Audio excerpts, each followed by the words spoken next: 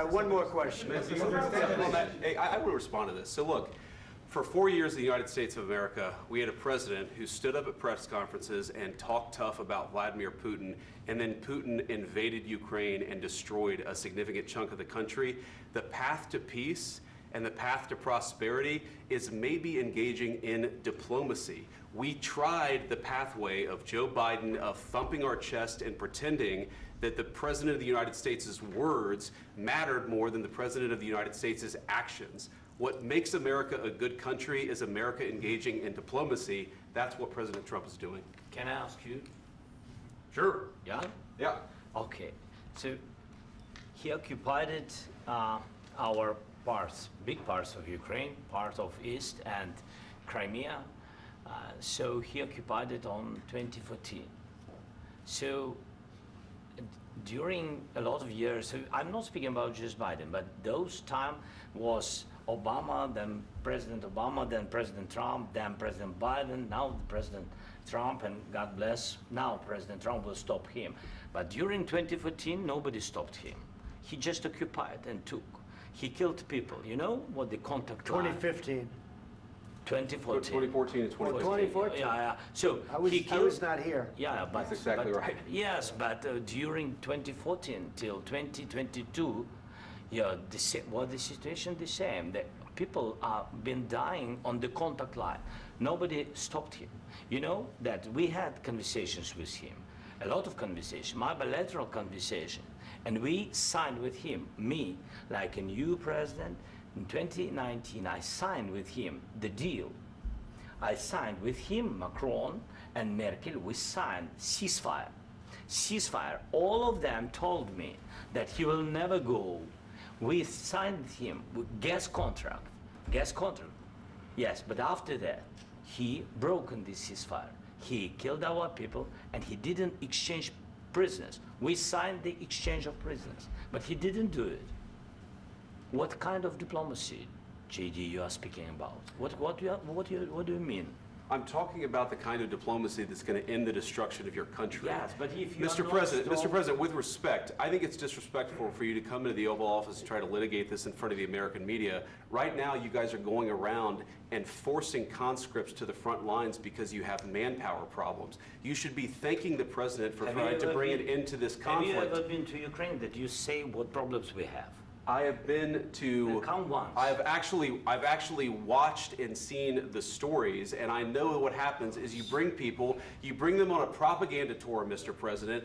Do you disagree that you've had problems bringing people into your military? And do you think that it's respectful to come to the Oval Office of the United States of America and attack the administration that is trying to prevent the destruction of your country? A lot of questions. Let's start from the beginning. Sure. First of all, during the war, everybody has problems, even you, but you have nice ocean and don't feel now, but you will feel it in the future. God bless. You don't know that. God bless. You God bless. You will not have a war. Don't tell us what we're going to feel.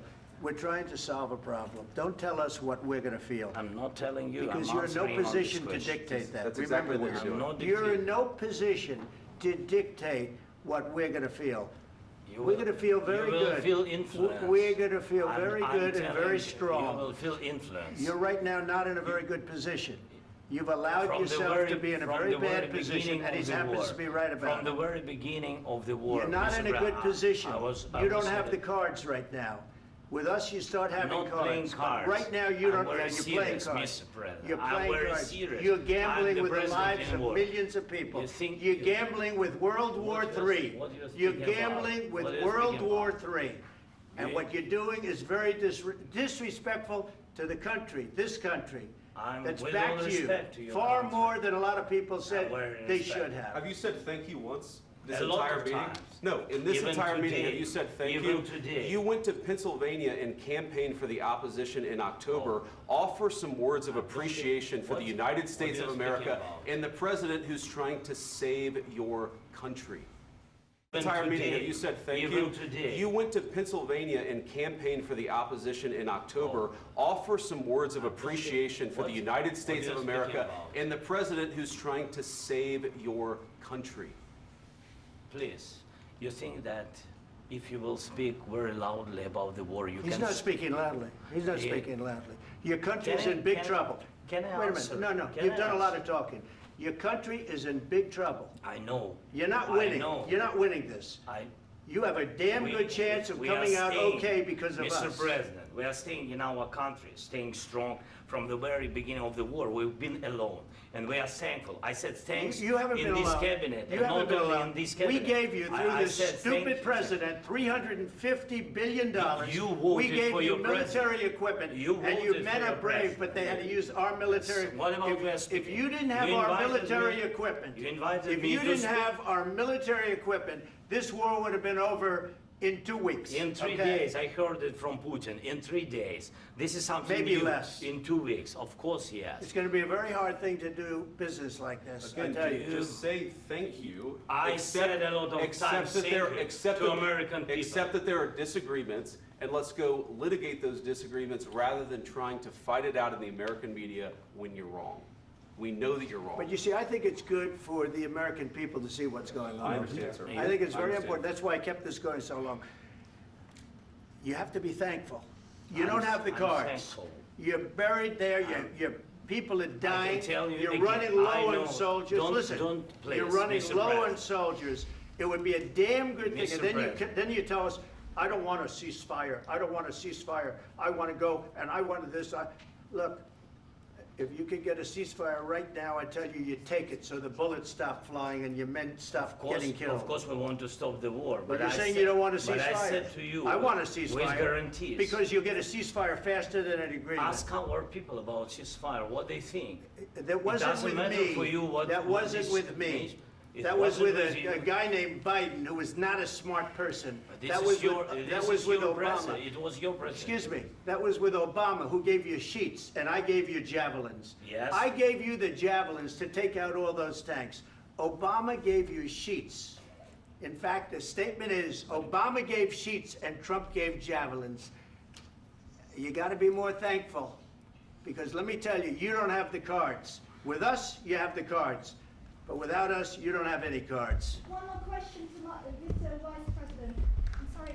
It's gonna be a tough deal to make, Um, because the attitudes have to change. what if Russia breaks ceasefire? What if Russia breaks peace talks? What do you do then? I understand that it's a heated conversation right now. What are you but saying? what She's if asking, what if Russia breaks the ceasefire? What if anything? What if a bomb drops on your head right now? But they have Okay? broken What if they ceasefire broke it? many I don't know. times. They broke it with Biden because Biden, they didn't respect him. They didn't respect Obama. They respect me. But what Let me tell you, Putin went through a hell of a lot with me. He went through a phony witch hunt where they used him and Russia. Russia. You ever hear of that deal? That was a phony Hunter Biden, Joe Biden scam. Hillary Clinton, Shifty Adam Schiff. It was a Democrat scam. And he had to go through that. And he did go through it. We didn't end up in a war. And he went through it. He was accused of all that stuff. He had nothing to do with it. It came out of Hunter Biden's bathroom. It came out of Hunter Biden's bedroom. It was disgusting. And then they said, oh, the laptop from hell was made by Russia. The 51 agents. The whole thing was a scam. And he had to put up with that. He was being accused of all that stuff. All I can say is this. He might have broken deals with Obama and Bush, and he might have broken them with Biden. He did, maybe. Maybe he didn't. I don't know what happened. But he didn't break them with me.